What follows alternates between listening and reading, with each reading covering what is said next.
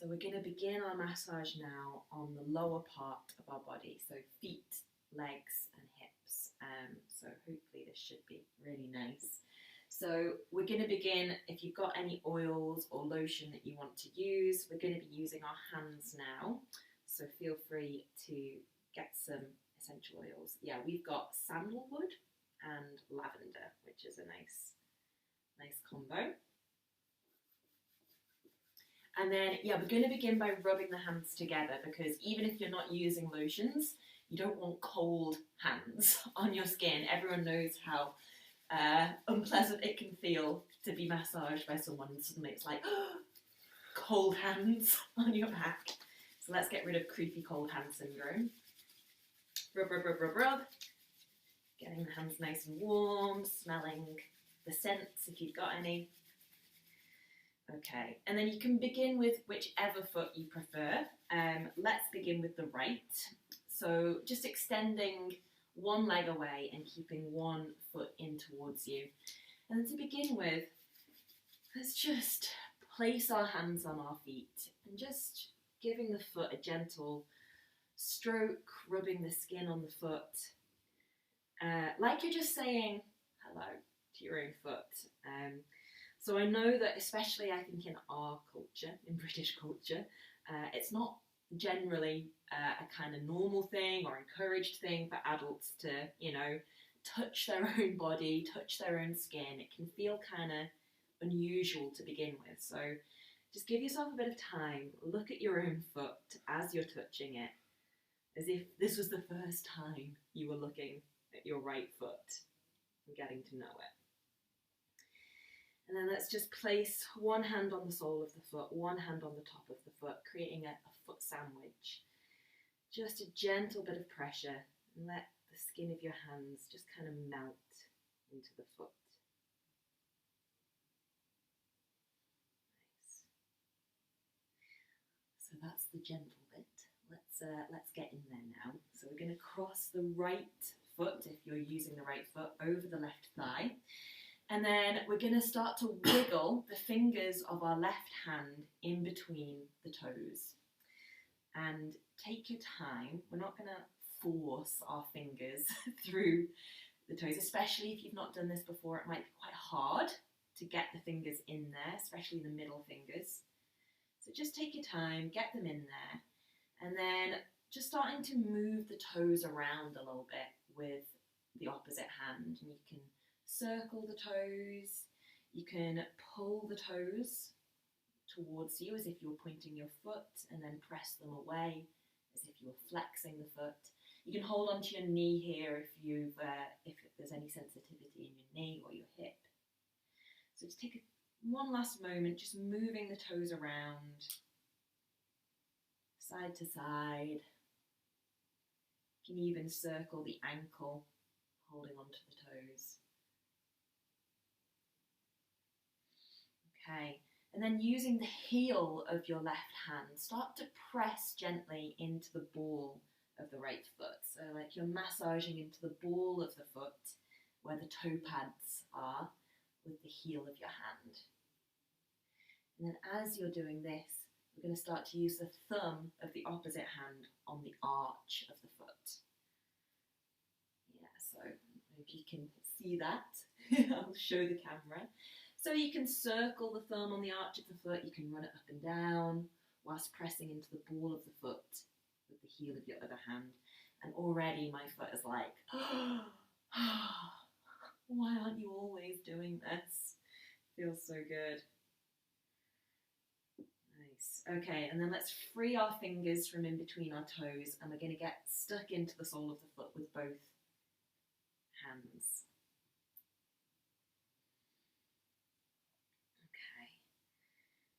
So just running up and down the length of the foot.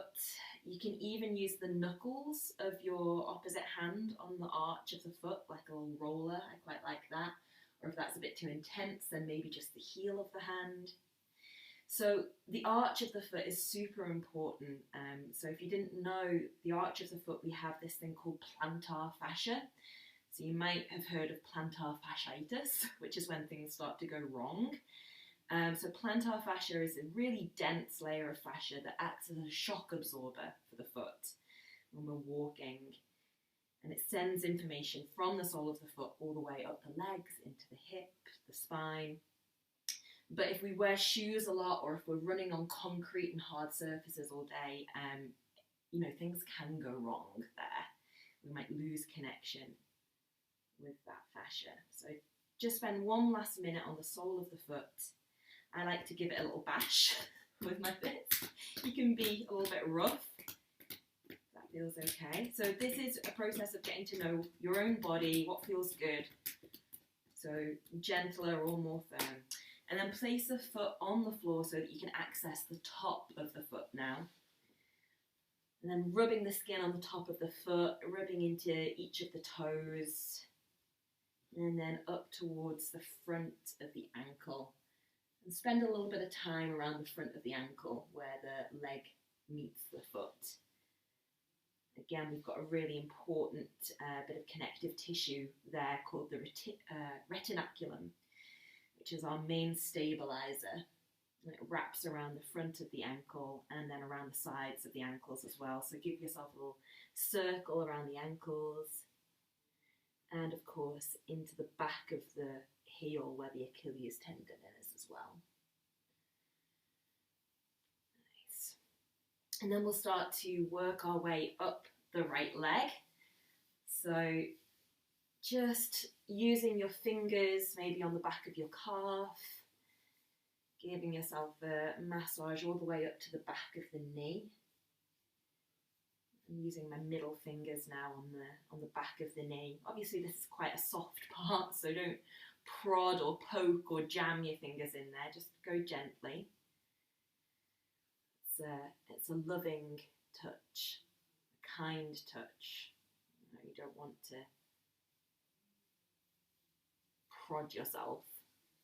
And then on the front of the shin, I like to use this kind of nutcracker action with the hands, interlacing the fingers, and then with the heels of my hands just pressing into the front all the way up. And then getting to the knee as well, the heels of the hand around the knee. And you can circle, you can give a little gentle press around the knee. And then coming all the way up to the front of the thigh as well.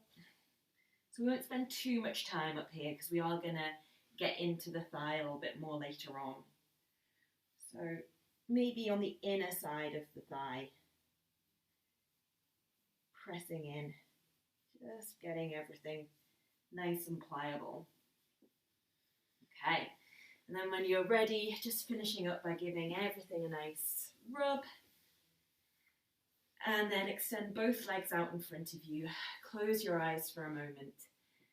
And just tune into how everything feels on the right side, if that was the side you're working with. Maybe noticing any differences you can feel between the right and the left. And they might be as subtle as, you know, just the skin feeling more tingling and alive, but even as profound as maybe one side feels longer than the other, or more relaxed.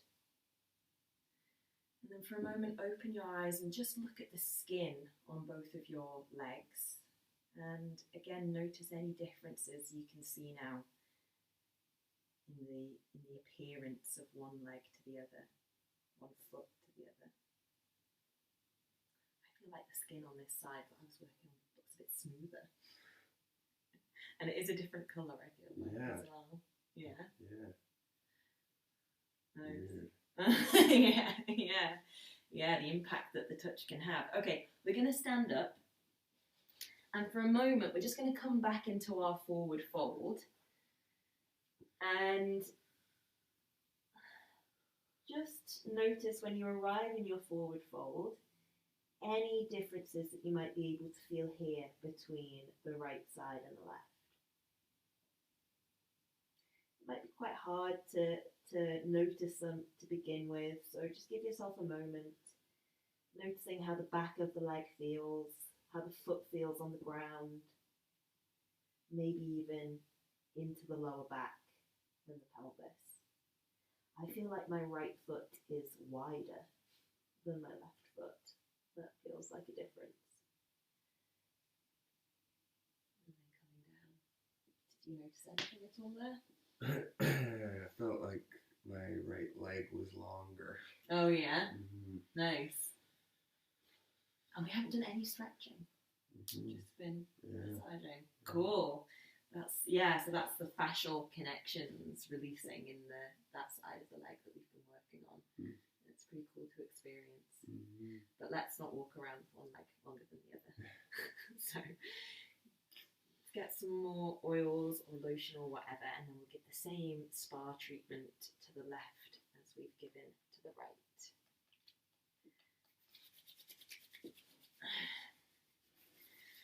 So making sure the left sole of the foot's accessible now. Again, let's just start by giving everything a gentle rub. So I really like to think about, kind of being a child when I'm doing this, because, children don't have the same self-consciousness as we might as adults, and are quite happy to just spend hours looking at their feet and looking at their belly button, like, what's this? What does this do? So try to just get a bit playful and curious with this if you can. Okay, let's create the foot sandwich again with one hand on the sole of the foot, one hand on top. And then just a little easy pressure and let the skin melt.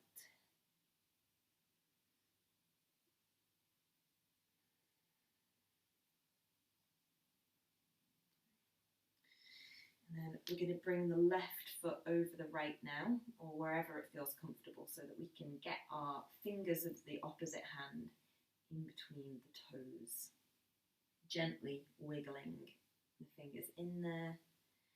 And then when you've got that grip, just spending some time manipulating the toes.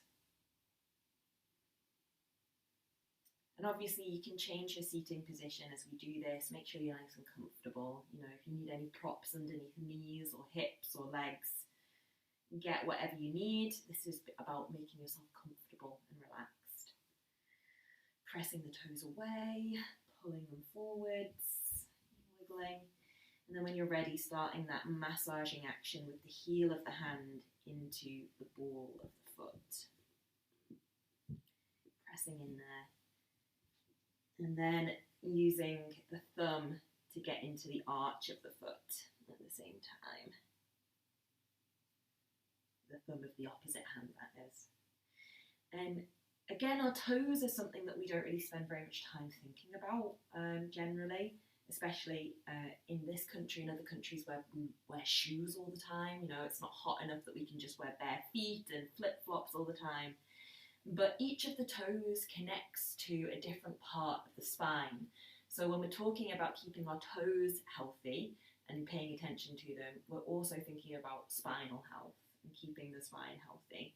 So, our feet have evolved to be the thing that listens to the ground, that sends information up from the ground to our body, telling us what we need to do to stay stable and balanced. So we are spending a little bit longer on our feet for that reason. Okay. And then using both hands on the sole of the foot, maybe giving it a little pummel, giving it a knuckle rub. I like to be a bit brutal with my feet. Feels nice. You can even get both hands and just give it a little slap. Wake everything up. It's up to you what you do here. Okay, and then when you feel like you've got into all of the areas of the sole of the foot, then we'll move on to the front. Feeling the connections of all the toes up into the front of the foot. Giving it all a nice rub. And then using the hands on the front of the ankle around that retinaculum that we talked about at the front of the foot. And it wraps all the way around the lower part of the leg and forms like a little band here. So super important for balance, for stability, especially as we get older. Our connection with our feet becomes even more important. Okay, back of the foot, and then let's start to bring this up into the leg itself. using the fingers on the back of the calf, up into the back of the knee. How does it feel to just touch your own skin? You know, it could be quite a long time since you did something like this, so just be curious, be interested, give yourself some time.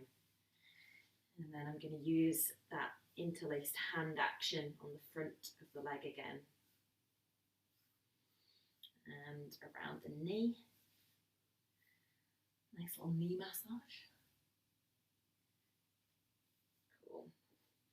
And then just a gentle hello to the upper part of the leg as well, especially on the inside.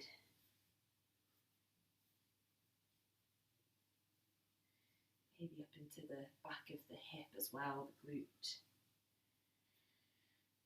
Nice. And then finishing up, give everything a rub down. Cool. And then we're going to stand up. Come back into standing position we began in. Give yourself a moment, give the nervous system a moment to let everything process. And then just notice what differences you might feel now standing here from when we were standing at the beginning of the class. And then we'll start to walk again, walking around the space. So just note any differences in the way that your feet maybe are touching the ground, any differences in how it just feels to walk now that we've woken up those connections into the feet, the ankles, the legs.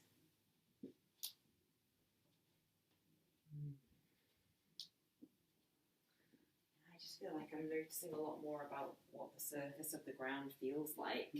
Yeah, little bumps and slopes underneath the carpet. I feel like it's helped my posture too. Oh yeah? You feel like you're just more aware maybe within it. Yeah. Yeah, it's amazing how much difference the feet can make. Let's come back into the forward fold now then. And take a moment, get yourself into a comfortable forward fold, and then notice, where do your hands comfortably land now? Maybe there's some difference there. Or maybe the difference is more noticeable in the backs of the legs, in the hips or the lower back.